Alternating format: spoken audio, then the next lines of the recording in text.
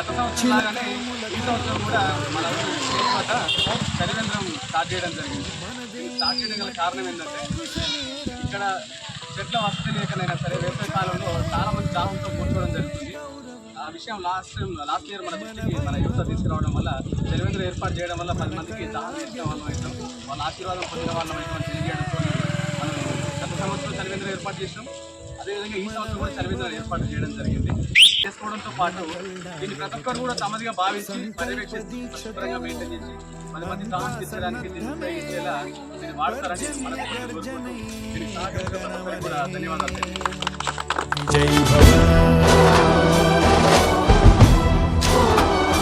విజయ్ భవ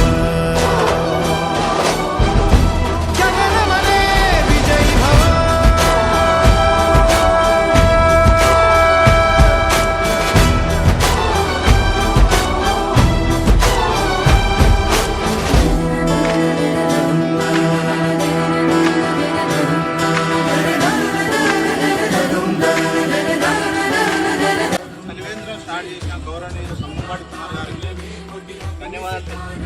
thank you బాబాయ్.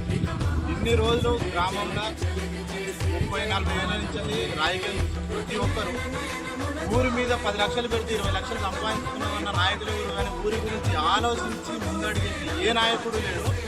ఇవాళ మొట్టమొదటిగా ఒక యువకుడు యూత్ హైకాను ముందడికి వస్తుంది. ప్రతి ఒక్కరు సపోర్ట్